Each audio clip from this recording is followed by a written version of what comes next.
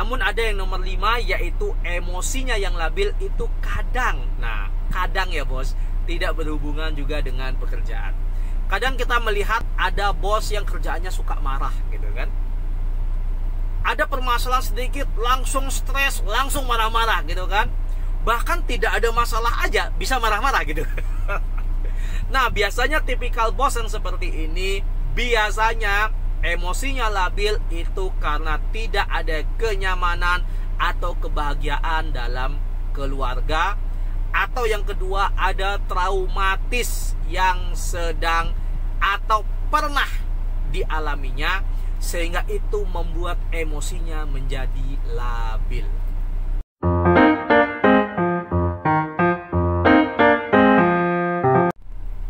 Halo bos, ketemu lagi dengan saya di sesi Coach Rama Berbagi Strategi. Bos-bosku, hari ini kita akan membahas sebuah tema yang berhubungan dengan strategi manajemen. Namun tidak teknis ya bos. Kita akan membahas sisi psikologis dari manajemen.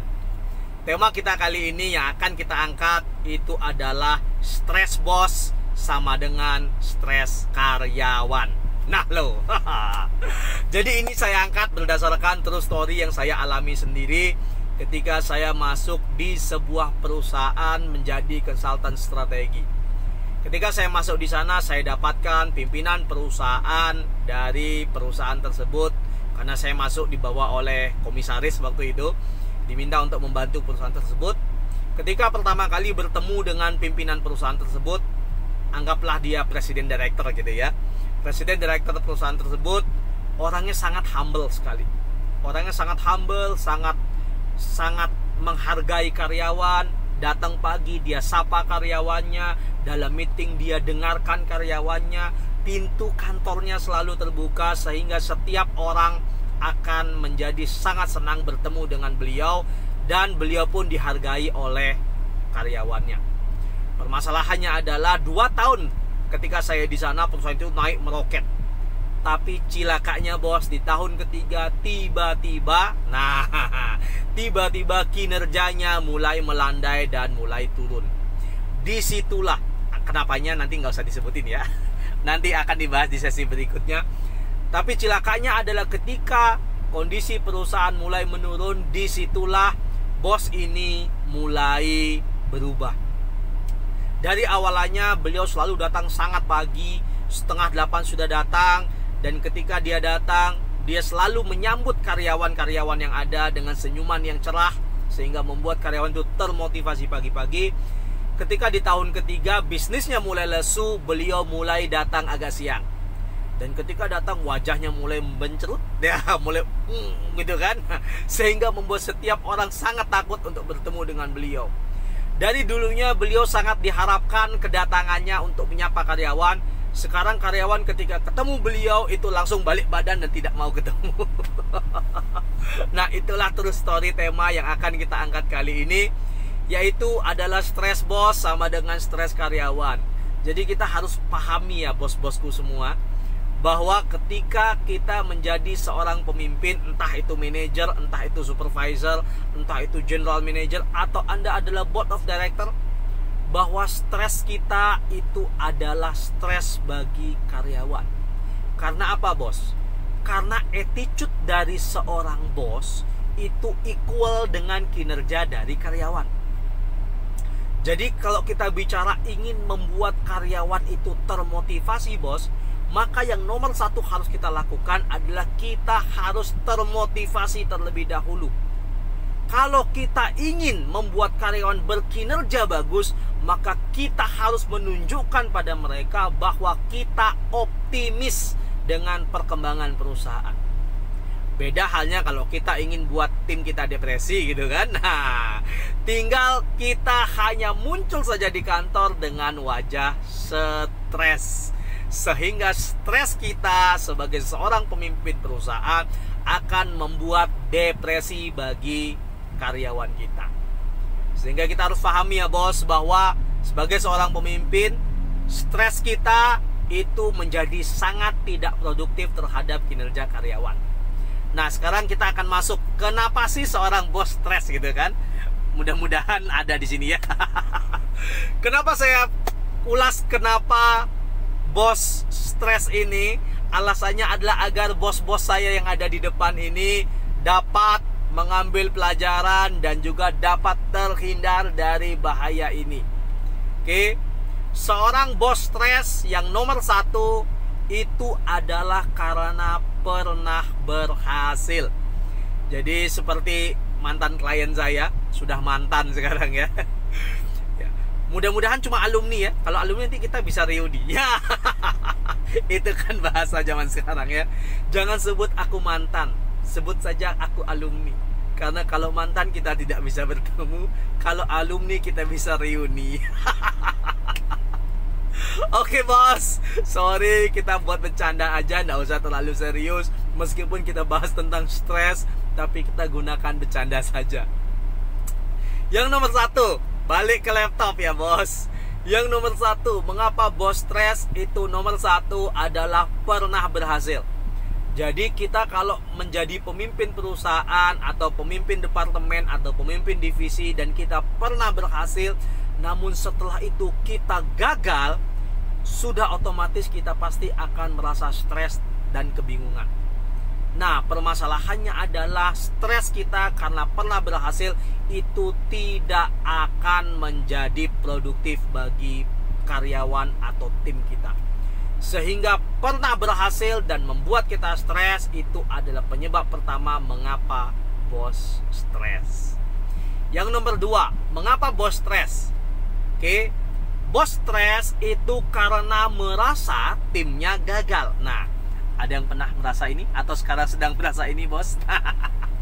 Yang nomor dua adalah karena merasa timnya gagal. Entah timnya gagal dalam hal achievement, atau yang kedua timnya gagal karena tidak kompeten.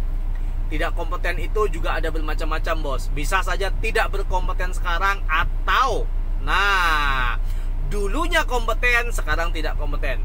Di video sebelumnya saya sudah sempat bahas bahwa untuk membuat perusahaan dengan nilai 50 miliar gitu kan, tim kita yang membuat perusahaan ini menjadi 5 miliar itu akan kita lihat sebagai tidak kompeten. Itulah kenapa di video sebelumnya saya sempat sampaikan bahwa salah satu yang membuat bisnis autopilot itu adalah invest dalam human capital. Sehingga yang nomor dua tadi, merasa timnya gagal itu akan membuat kita stres. Yang nomor tiga, mengapa bos stres? Yang nomor tiga adalah kita stres sebagai bos itu karena kita merasa strategi yang kita ciptakan tidak sama dengan hasil. Sehingga kita ketika mendesain strategi, kita sudah punya bayangan tuh, strategi saya seperti ini akan mendapatkan hasil seperti ini. Realitanya kadang strategi dan eksekusi, nah itu bisa terjadi gap. Sehingga strategi saja tidak cukup, kita harus memiliki eksekusi yang excellent. Sehingga ketika eksekusinya tidak bagus, strateginya bagus, eksekusinya tidak bagus, maka yang terjadi adalah kegagalan. Atau kebalik, strateginya terlihat bagus padahal tidak sesuai dengan eksekusi di lapangan, maka yang terjadi adalah strategi pun tidak sama dengan hasil. Lalu yang nomor 4, kenapa bos stres? Nah loh, bos stres yang nomor 4 itu adalah adanya tekanan dari atasan yang lebih tinggi. Contoh, kalau kita manajer, kita ditekan oleh GM kita sehingga kita menjadi stres. Kalau kita GM, kita ditekan oleh Vice President kita sehingga kita stres. Kita Vice President ditekan oleh direktur kita sehingga kita juga jadi stres. Kita Board of Director ditekan oleh komisaris atau pemegang saham sehingga kita pun juga menjadi stres. Dan yang nomor 5, kenapa bos stres? Itu adalah karena emosinya labil. Nah, kalau ini berbeda lagi bos. Kalau tadi 1, 2, 3, dan 4 pernah berhasil, merasa tim gagal, strategi tidak sama dengan hasil, dan adanya tekanan dari tingkatan yang lebih tinggi, itu murni karena pekerjaan. Namun ada yang nomor 5, yaitu emosinya yang labil itu kadang. Nah, kadang ya bos, tidak berhubungan juga dengan pekerjaan. Kadang kita melihat ada bos yang kerjaannya suka marah gitu kan. Ada permasalahan sedikit langsung stres, langsung marah-marah gitu kan. Bahkan tidak ada masalah aja bisa marah-marah gitu. Nah, biasanya tipikal bos yang seperti ini biasanya emosinya labil itu karena tidak ada kenyamanan atau kebahagiaan dalam keluarga, atau yang kedua ada traumatis yang sedang atau pernah dialaminya, sehingga itu membuat emosinya menjadi labil. Nah bos, ketika kita tahu 5 hal mengapa bos ini stres, maka di sini kita harus mulai berpikir, kira-kira saya sebagai bos stresnya yang mana? Aduh, ini cilaka nih bahasan kita ya. Sehingga ketika kita menjadi seorang pemimpin dalam perusahaan, entah itu departemen, entah itu divisi, direktorat ya, apapun tingkatan kepemimpinan Anda, kita harus mulai berpikir bahwa kita harus bisa melewati stres itu. Karena sekali lagi, stres kita itu sangat berpengaruh kepada kinerja dari karyawan. Kalau bahasa saya, ketika when you are a boss, then deal with it. Jadi jangan salahkan orang lain, jadilah pemimpin yang teladan, sehingga Anda harus bisa mengatasi stres Anda. Apapun yang terjadi dalam perusahaan Anda harus terlihat meyakinkan. Apapun yang terjadi dalam perusahaan Anda harus terlihat humble. Salah satu ciri pemimpin yang matang atau mature adalah memiliki humility, kerendahan hati. Apapun yang terjadi di dalam diri Anda, di perusahaan Anda harus jadi pendengar yang baik dalam pemimpin. Cilakanya adalah 5 hal itu pasti akan mengenai kita sebagai seorang bos. Permasalahannya adalah, bisakah kita handling stres itu sehingga tidak menyebabkan bawahan kita menjadi depresi. Oke bos, karena ingat, boss attitude itu sama dengan kinerja karyawan. Stres bos sama dengan depresi karyawan. Sehingga ketika kita ingin perusahaan kita maju, apapun kondisi perusahaan kita saat ini, mulailah merubah dalam diri kita sendiri. Bahasanya gini, untuk mengontrol orang lain, mulailah kita dengan cara mengontrol dan mengendalikan diri kita sendiri. Jadilah pemimpin yang terlihat yakin, terlihat visioner, terlihat tegas, terlihat matang, meskipun di dalam hati kadang dag-dig-dug-der gitu kan. Sehingga itu menjadi sebuah dorongan yang kuat bagi tim kita untuk bekerja lebih keras.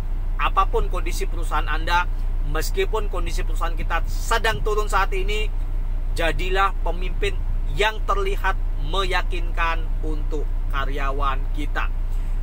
Jadi bahasanya adalah deal with it. Oke bos, ya semoga bisa jadi manfaat bagi bos-bos yang merasa stres karena 5 hal tadi.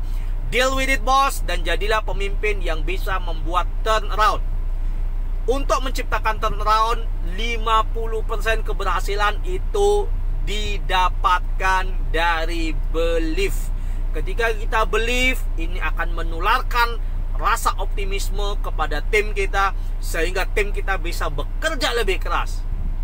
Karena ketika kita marahin mereka, yang terjadi adalah itu kontraproduktif bos.